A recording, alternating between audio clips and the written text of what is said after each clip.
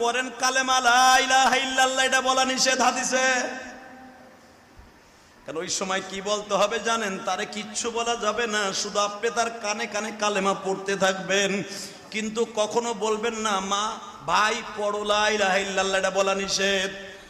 কারণ মৃত্যুর সময় আজরাইল যখন পাশে বসে, প্রত্যেকটা মানুষের এই পশমের গুঁড়া দিয়ে বাবা ঘাম বের হতে থাকে।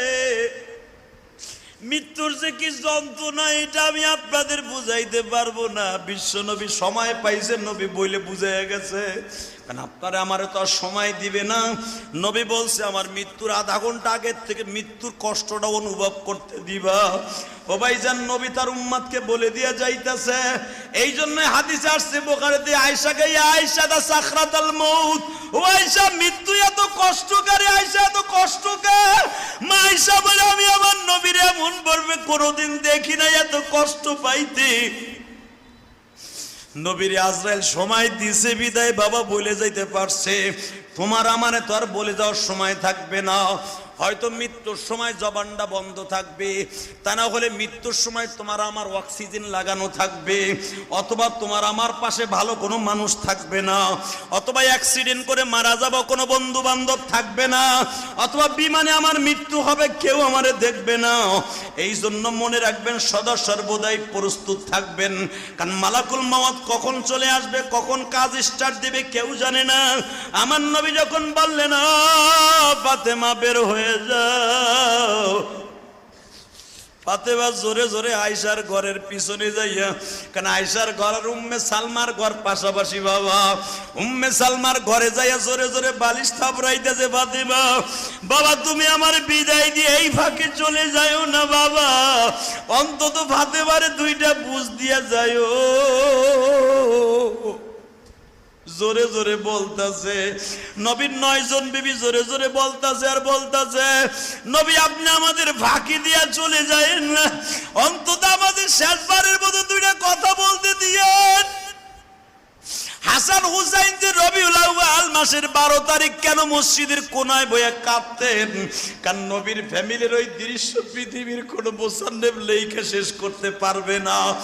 নবীর আহলে বায়াতরা রবিউল আউয়াল মাসের 12 তারিখ ঘরে বইয়া কান্দে, আর আমরা আশেকে শয়তানগুলা 12 রবিউল আউয়ালে কেক কাটে। এ কথা বল না কেন? 12 রবিউল আউয়ালের নবীর আহলে বায়াতরা কান্দে আর আমরা কেক কাটি। দেখো আশেকে রাসূল কারা আর আশেকে শয়তান কারা। ভালো করে হাদিস কোরআন বুঝা তারপর আমল করিও। ঘরের মধ্যে জোরে জোরে আওয়াজ হইতেছে।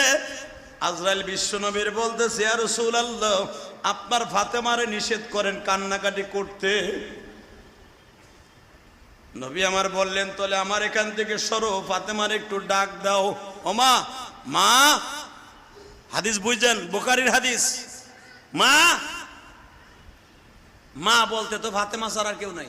মা আসছে। আব্বা, আব্বা, আব্বা। মা তোর কানটা আমার গালের সাথে লাগা। আল্লাহু আকবার বললেন না? তোর কানটা আমার গালের সাথে লাগা। কেন আব্বা? তুই না শুনতে চাইছর তোর জীবনের শেষ একটা কথা কমু? হ্যাঁ আব্বা। মা আর একটা আওয়াজও করবি না। তোর মায়ের ঘরে যাইয়া আজ থেকে মুখটায় তালা মারবি। আজ থেকে 6 মাস পরে তোর সাথে আমার মাটির নিচে দেখা হবে।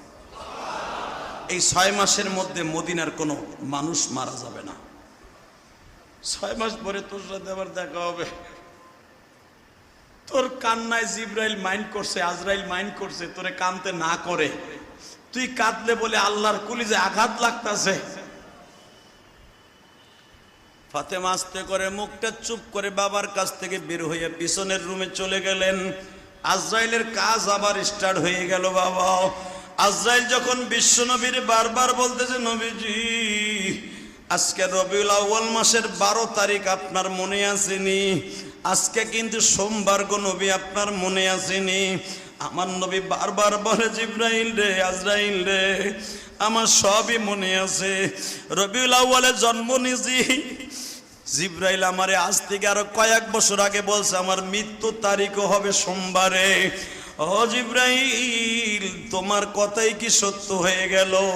কিন্তু জন্মের সময়টা হলো শবে সাদেক, মৃত্যু হইল আমার এমন একটা টাইমে যেই টাইমে নামাজ নাই, আজরাইল রে একটা কথা আমার কাছে বলবানি, আমি নবী চলিয়া যাব, মনে কোনো দুঃখ নাই, শুধু একটা দুঃখ লইয়া ঘুমাইতে যাইতেছি। নবী আপনার মনে কোনো দুঃখ আল্লাহ রাইখা বিদায় নিতে দিবে না। বলেন দুঃখটা কি? যত কষ্ট আছে আমারে দিও, আমার গরিব উম্মতরে দিও না।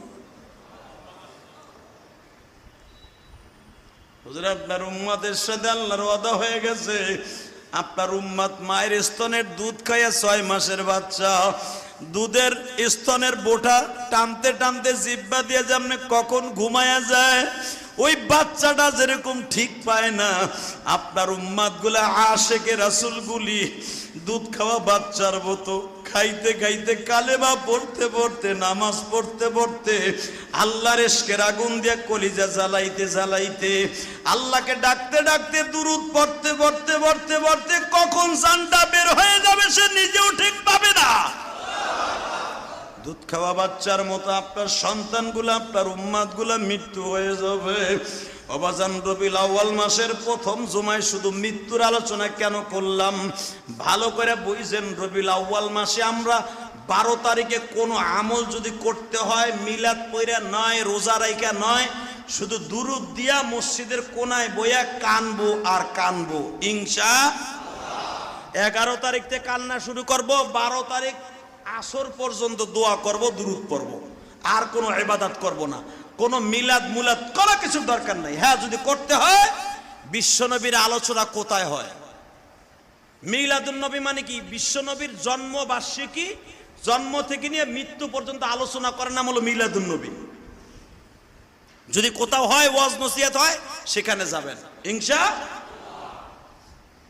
আমার ওয়াজ তো পড়ে গেছে ভাই অনেক দূরে, নাহলে তো কইতাম, ঢাকার ভিতরে হইলে কইতাম সব ওখানে যাবেন। 28 তারিখ আমার মাহফিল পড়ে গেছে অনেক দূরে, মানিকগঞ্জ, নাহলে কইতাম যে ভাই আপনারা ঢাকার ভিতরে, কইতাম ওইখানে যে আলোচনা শুনবেন, এটা সওয়াব হইব। হালাকে রবিউল আউয়ালের কোনো রোজাও নাই, নামাজও নাই, কিচ্ছু নাই। আপনার যদি আমল করতে হয়, বৃহস্পতিবার যে দিন আছে রবিউল আউয়াল মাসে, এবার বৃহস্পতিবার পড়ছে, আপনার রোজাটা রাখতে পারেন। বৃহস্পতি, শুক্র, সোমবার এই সামনে আছে, সোমবার রোজা রাখতে পারেন। আল্লাহ রাব্বুল আলামিন আপনাকে আমাকে সহি শুদ্ধভাবে আমল করার তৌফিক দান করুক, জোরে কোন আমিন। এবং যেই মানুষটা সারাটা জীবন আপনার আমার জন্য কাঁদছে, মৃত্যুর 1 সেকেন্ড আগ পর্যন্ত কাঁদছে, ওই মানুষটার প্রতি আমাদের দুরূদের ভালোবাসা, বিশ্বনবীর ভালোবাসা, নবীর সুন্নাত, মানে হাইয়া সুন্নাতি ফাকাদ হাব্বানি ওয়া মান হাব্বানি কানা মাই ফিল জান্নাহ, মানে হাব্বা সুন্নাহ, রাসূলের